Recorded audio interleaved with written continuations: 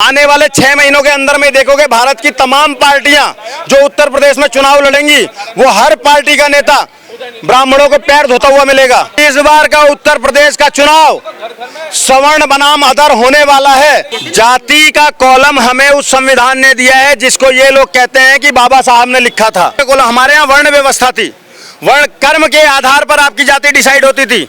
हमारे बलिदान के बराबर तुम बात करोगे, हमें विदेशी बताने वाले। ब्राह्मण और ठाकुर ने जितना रक्त बहाया भारत के लिए, नदियों में पानी नहीं, हमारा रक्त बह रहा है। माफी तो वो इसलिए मांग रहा है कि अखिलेश यादव ने फोन करके जो इसको गालियां बकी हैं, शुद्ध हिंदी में गंदी गंदी गालियां, अगर समय रहते इसके दादा करुणानिधि का इलाज हो गया होता ना तो उदयनिधि स्टालिन की औकात नहीं होती कि वो ये कह देता कि सनातन को खत्म करने की बात। राजकुमार भाटी की तरफ से जिस तरीके का बयान दिया जाता है, क्या कहेंगे सर? सर, राजकुमार भाटी के मुंह में बवासीर है। क्या है? बवासीर। और बवासीर अगर विशेष स्थान पे हो तो उसका एक टीके में जड़ से इलाज है, लेकिन अगर बवासीर मुंह में हो जाए तो उसका इलाज नहीं होता है, फिर उसका इलाज होता है कुटाई। राजकुमार भाटी जिस प्रकार से ब्राह्मणों का अपमान कर रहा है, और वो पहली बार नहीं किया उसने, वो रेगुलर ऑफेंडर रहा है, वो लगातार इस तरीके से अपमान करता रहा है सनातन धर्म का और ब्राह्मणों का। और अब तो वो इस कड़ी में एक कदम और आगे बढ़ चुका है। उसकी एक और वीडियो वायरल हो रही है जिसमें वो जाट समाज की हमारी बहनों का और गुर्जर समाज की हमारी बहनों का भी अपमान कर रहा है, महिलाओं का अपमान कर रहा है। तो समाज को ये देखना चाहिए। मैं तो जाट समाज और गुर्जर समाज से भी हाथ जोड़कर बोलूंगा कि ऐसे दुराचारियों का, ऐसे बदतमीजों का इलाज समाज खुद करे। और ब्राह्मण समाज तो हमेशा छत्तीस बिरादरी के साथ था, है और रहेगा। और ब्राह्मण का जो भी अपमान करेगा उसका हम माकूल इलाज करेंगे, और हम कर भी रहे हैं। आज देखो भाटी कहाँ पड़ा हुआ है। आज लोगों ने इसके मुंह पर, इसके पोस्टर पर थूका है, फाड़ा है। क्यों? क्योंकि इसने बयानबाजियां ऐसी करी हैं। तू प्रवक्ता है, ढंग की बातें करता, तमाम पार्टी के लोग हैं, किसी को कोई कुछ बोलता है क्या? हर समाज की रिस्पेक्ट करना तुम्हारी जिम्मेदारी होती है। लेकिन तुम क्या कर रहे हो? अपनी ओछी राजनीति की वजह से तुम कुछ भी बोल रहे हो। अबे तुझे दादरी में लोग ढंग से जानते तक नहीं है। आज गुर्जर समाज के इवन एक भाटी नहीं, वकील है, उन्होंने समाजवादी पार्टी के पदों से इस्तीफा दे दिया। इसीलिए क्यों दे दिया? 50 से ज्यादा समाजवादी कार्यकर्ताओं ने इस्तीफा दे दिया क्योंकि ये राजकुमार भाटी इतना बदतमीज है। और माफी दिखावा है। माफी तो वो इसलिए मांग रहा है कि अखिलेश यादव ने फोन करके जो इसको गालियां बकी हैं, शुद्ध हिंदी में गंदी गंदी गालियां, वो गालियां सुनने के बाद में इसने माफी मांगी है। क्योंकि इसको पता चल गया कि जो इसका बाप अखिलेश यादव है, इसकी पार्टी का सुप्रीमो, वो कह रहा पंडित जी जो कहेंगे हम वो मानेंगे, और ये पंडित जी के खिलाफ गलत बोल रहा था। तो इलाज कर दिया उसने। फोन पे गालियां इतनी बकी कि ये माफी मांगता हुआ फिर रहा है। नहीं तो इससे पहले इसने इतने बार अपमान किया है, कभी इसने माफी नहीं मांगी। और एक विशेष बात आपके चैनल के माध्यम से जानी चाहिए।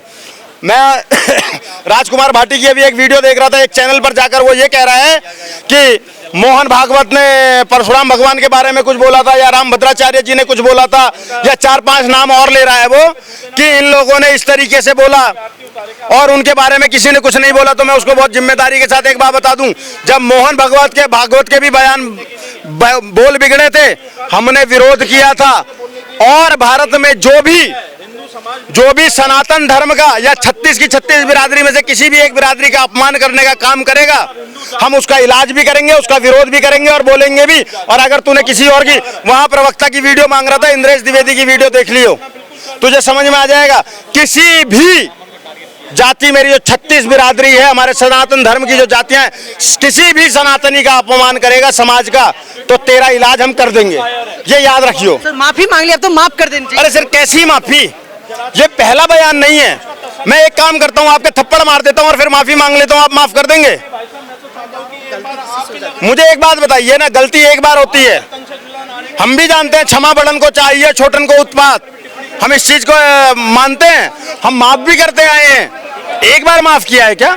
लेकिन क्या होता है ना, आप एक बार माफ करोगे, 2 बार माफ करोगे, 3 बार माफ करोगे, फिर उसकी आदत हो जाती है। फिर वो भगवान राम के उस पर प्रश्न चिन्ह लगाने लग जाता है, अस्तित्व पर। फिर वो सनातन धर्म को खत्म करने की बात कर देता उदयनिधि स्टालिन। अगर समय रहते इसके दादा करुणानिधि का इलाज हो गया होता ना तो उदयनिधि स्टालिन की औकात नहीं होती कि वो ये कह देता कि सनातन को खत्म करने की बात। समझ गए? सनातन को डेंगू, एड्स और मलेरिया नहीं बोल पाता वो। अगर इसके दादा का इलाज ही कर दिया होता हिंदुओं ने तो ये हिंदुओं की गलती है कि वो शांत रहते हैं, लेकिन अब हम शांत नहीं बैठने वाले हैं। अब जो बोलेगा उसका इलाज करेंगे। उदयनिधि स्टालिन की अम्मा ने इतना ही दूध पिलाया है और वो सनातन को खत्म करने की बात करता है। मैं चैलेंज कर रहा हूँ, इंद्रेश द्विवेदी अकाले को खत्म करके दिखा दे तू। मैं तो सनातन के रोवे बराबर हूँ, रोवे बराबर शरीर का ये जो रोआ होता है इसके बराबर हूँ। तू मुझे खत्म करके दिखा दे अगर तेरी अम्मा ने दूध पिलाया है तो। मुख्यमंत्री की शपथ लेते हैं वहां खड़े होकर बड़ी बड़ी बातें करने आ जाते हैं, औकात होती नहीं है। कभी राम का विरोध करेंगे, कभी कृष्ण का विरोध करेंगे, कभी सनातन का विरोध करेंगे, कभी ब्राह्मणों के खिलाफ बयानबाजी करेंगे। कब तक चलेगा ये? हमेशा ब्राह्मणों को ही क्यों टारगेट किया जाता है? क्योंकि ब्राह्मण अभी तक बहुत दिनों तक शांत रहा ना। ब्राह्मण ने ये सोचा, ब्राह्मण सबको ज्ञान देता रहा, शिक्षा देता रहा, सबको एकजुट करके चलने की कोशिश करता रहा, तो इन्होंने ब्राह्मणों को हल्के में ले लिया। लेकिन अब मैं आपको एक बात आज आपके चैनल के माध्यम से बता देता हूं और ये नोट कर लेना, वो दिन दूर नहीं है। आने वाले 6 महीनों के अंदर में देखोगे भारत की तमाम पार्टियां जो उत्तर प्रदेश में चुनाव लड़ेंगी, वो हर पार्टी का नेता ब्राह्मणों को पैर धोता हुआ मिलेगा। क्या धोता हुआ मिलेगा? पैर धोता हुआ मिलेगा। और हर नेता ये मानेगा कि ब्राह्मण सबके बाप हैं। ये नोट कर लो मेरी बात, क्योंकि इस बार का उत्तर प्रदेश का चुनाव सवर्ण बनाम अधर होने वाला है और हम अपनी औकात दिखाएंगे, हम अपनी ताकत दिखाएंगे। जो हमें विदेश भेजने की बातें करते हैं ना, उनकी खाल उतार कर जूता पहनेंगे। वो तो कहते सर ब्राह्मणवाद जातियां फैलाता है, ब्राह्मण जातिवाद करते हैं। यार अगर हम जाति फैला रहे होते ना, हम जाति फैला रहे होते तो कॉलम हमने दिया है क्या संविधान में जहां आप अपनी जाति लिखते हो आरक्षण के लिए? आप हटा दो अपनी जाति, हटाओ ना। अगर आपकी हिम्मत है आप अपनी जाति हटाओ उस कॉलम में से। नहीं, जब तो मीठा मीठा गप गप कड़वा कड़वा थू थू। जाति का कॉलम हमें उस संविधान ने दिया है जिसको ये लोग कहते हैं कि बाबा साहब ने लिखा था, ठीक है? उसकी बात बोल रहा हूं। उसने जाति का कॉलम, हमारे यहाँ वर्ण व्यवस्था थी, वर्ण कर्म के आधार पर आपकी जाति डिसाइड होती थी।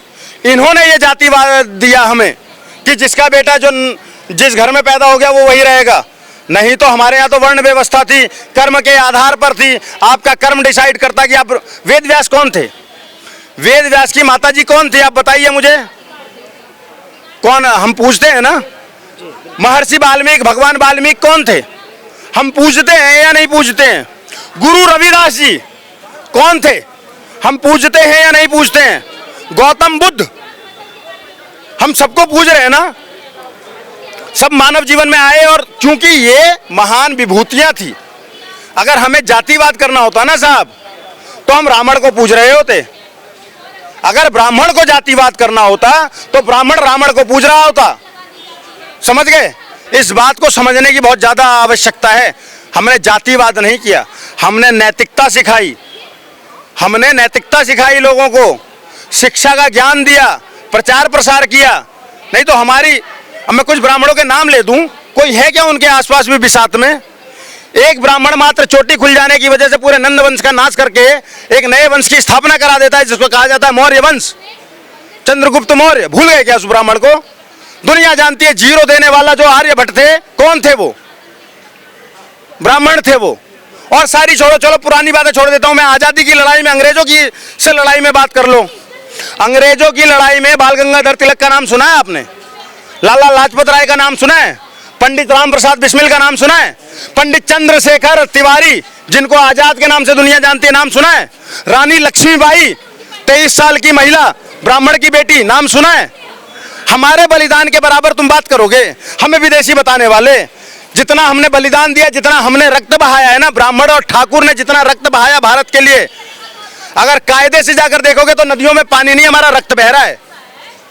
और फिर ये 2 कौड़ी के लोग आके कह देंगे कि तुम भारत छोड़ दो और ये छुड़वा देंगे हमें भारत। सर वो तो आरोप लगाते ने ब्राह्मणों ने प्रताड़ित किया, वेद नहीं पढ़ने देते थे। आप मुझे बताओ ना, किसका शोषण किया?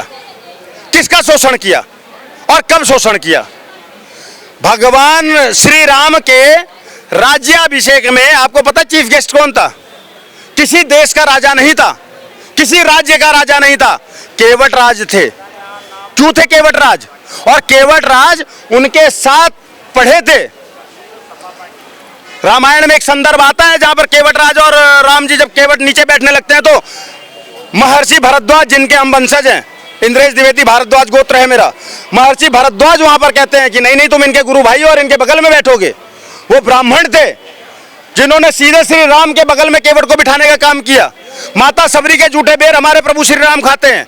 हम जातिवाद कर रहे थे, हम आपको पढ़ने नहीं दे रहे थे। क्या बातें करते हो साहब? आरोप तो लगता है ना सर। आरोप लगाने, देखो आरोप तो कुछ भी लगा देते हैं। आरोप तो ये लोग लगा देते हैं कि मनुस्मृति महिला विरोधी है, जबकि महिला विरोधी अगर कोई सबसे ज्यादा है तो आप बताइए कौन सी दूसरे धर्म की किताब है या नहीं है?